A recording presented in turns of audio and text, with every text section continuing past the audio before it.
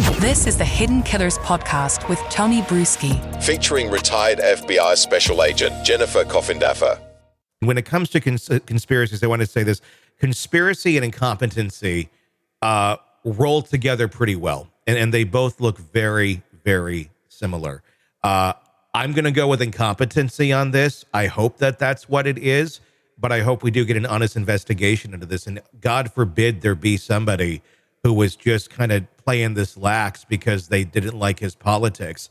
That's a very scary place for us to be. It really is, because everyone in federal law enforcement holds up their hand and they take a very serious oath. And that oath is not defined by color, creed, race, politics, or anything else. It's to serve and to protect. And God forbid, as you said. But I'll tell you another thing that a lot of people are finding concerning, and that was the number of females on this particular detail. And I was stunned to see it, because if you look at the membership in the Secret Service, and remember, the Secret Service has multiple responsibilities, right? Counterfeiting. Mm-hmm. They have social security, credit card fraud. Mm-hmm. And then their primary, though, is their protection details. But if you look at the number of Secret Service agents and compare that to the number of females, and then you look at the number of females that were on this detail, which I counted 4. Mm-hmm. 2 in his immediate circle. As a 6'4" man, it was a little surprising to me. And this is not to say that women don't have a place on security details. They could serve a lot of roles that men can't. Sure. We can get into small places, crawl spaces, attic spaces. We can go unnoticed because we're female. Mm-hmm. So there's a lot of things a woman, as long as you meet all the requirements and can shoot and are good at tactics and have been good in your training, there's no reason why they shouldn't be able to serve. But let's be real. If I have a 6'4" candidate or political figure, protectee that I'm supposed to protect, I'm probably, if I'm the on-scene commander, not going to put a 5'3" woman on him. That's just me. Yeah, it's just logistics. It's all it is. I mean, look, if he was, 4'5", sure, that might more sense. But you're going to want a basketball type stature individual in that sort of detail just because of physical logistics. The decision of who chooses who's going to be on what detail, is that up to the director of that specific event that is going on, or how is that chosen? Typically, it is the on-scene commander, so it's the person that's in charge of that overall protection detail. And I don't want to sound hypocritical, because anybody who knows me knows I'm about 5'1", and people know Comey is 6'7", and mm-hmm. I was on his detail. Mm-hmm. But I had specific assignments, such as I did the advance. Mm-hmm. I drove his limousine. I was an armed person behind him. I opened the door. I was very seldom on the part of the detail that would have shrouded him. Sure. That was responsible for, because, I would have had him from about the knees down. Sure. I mean, he's a tall man. Mm-hmm.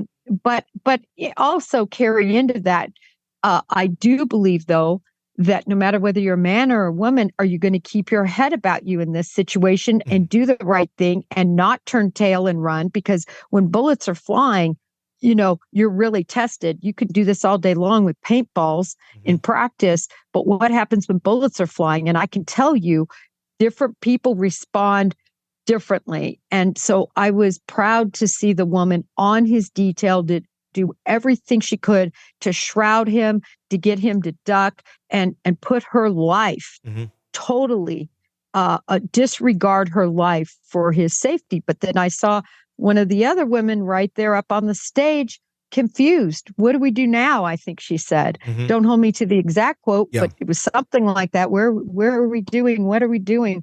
You don't want that. Yeah. So whether you're male or female. And then it begs the question, were the most competent people on this detail, because whether you like Trump or not, everyone hates him.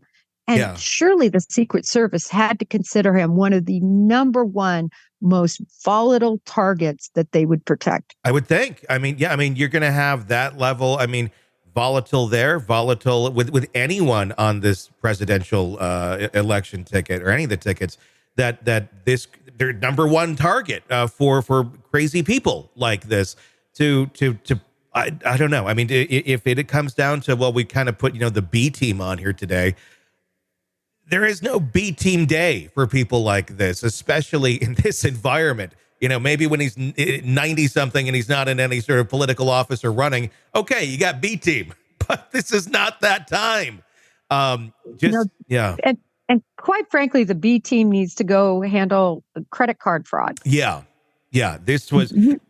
Let me ask you one more thing about that day, because there's been some criticism saying they let him stand up. There's obviously that now famous image of him with his fist raised and he's shouting "fight."